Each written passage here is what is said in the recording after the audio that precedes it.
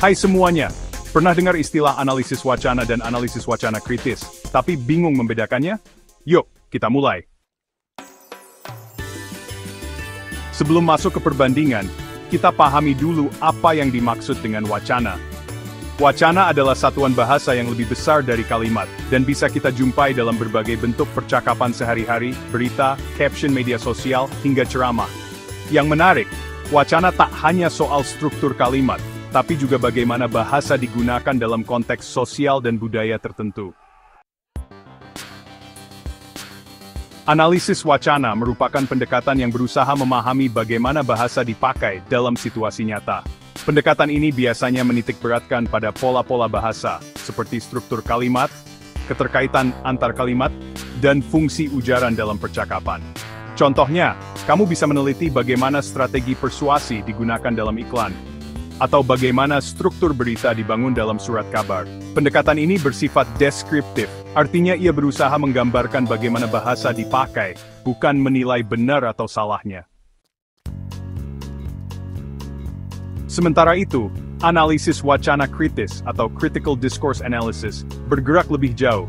Pendekatan ini tidak hanya tertarik pada bagaimana bahasa digunakan, tapi juga mengapa bahasa digunakan dengan cara tertentu, dan dampak sosial atau politik dari cara penggunaan tersebut. CDA meyakini bahwa bahasa tidak pernah netral. Setiap pilihan kata bisa mencerminkan kekuasaan, dominasi, atau resistensi terhadap struktur sosial tertentu. Contoh nyata, bagaimana media menggambarkan kelompok tertentu bisa menciptakan stigma atau memperkuat stereotip. Salah satu tokoh penting dalam pendekatan ini adalah Norman Fairclough, yang menyatakan bahwa bahasa adalah bagian dari praktik sosial, yakni praktik yang saling terkait dengan konteks ekonomi, politik, dan budaya. Agar lebih jelas, mari kita lihat beberapa perbedaan pokok antara analisis wacana dan analisis wacana kritis. Pertama, dari segi tujuan utama, analisis wacana itu bertujuan untuk menjelaskan pola penggunaan bahasa, sedangkan CDA atau analisis wacana kritis mengungkap relasi kekuasaan dan ideologi di balik bahasa. Kedua, sikap terhadap objek kajian. Analisis wacana cenderung netral dan fokus pada bentuk, sementara CDA bersifat kritis dan reflektif terhadap ketimpangan sosial. Ketiga, jenis teks yang dikaji. Analisis wacana bisa diterapkan pada teks apapun, sedangkan CDA biasanya menganalisis teks yang syarat makna politik atau sosial, seperti pidato, berita, atau regulasi pemerintah. Terakhir, pendekatan teoretis. Analisis wacana banyak menggunakan teori linguistik fungsional atau pragmatik, sementara CDA menggabungkan linguistik dengan teori-teori sosial seperti Marxisme, feminisme, atau postkolonialisme. Kedua pendekatan ini punya keunggulan masing-masing dan bisa digunakan sesuai dengan kebutuhan analisismu. Jika kamu ingin melihat bagaimana sebuah teks dibangun dari segi bahasa, maka analisis wacana adalah pilihan tepat.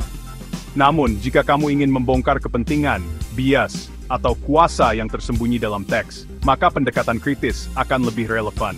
Misalnya, kamu bisa menganalisis artikel berita secara struktural dengan analisis wacana. Tapi untuk mengkritisi bagaimana media membingkai isu tertentu, CDA bisa jadi hal yang kuat.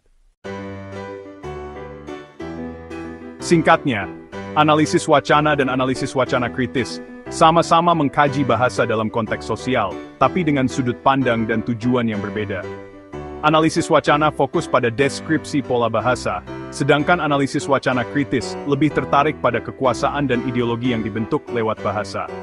Mau pilih yang mana? Semua tergantung dari pertanyaan penelitianmu. Keduanya mengajak kita untuk lebih sadar bahwa bahasa itu penuh makna. Terima kasih sudah menyaksikan video ini.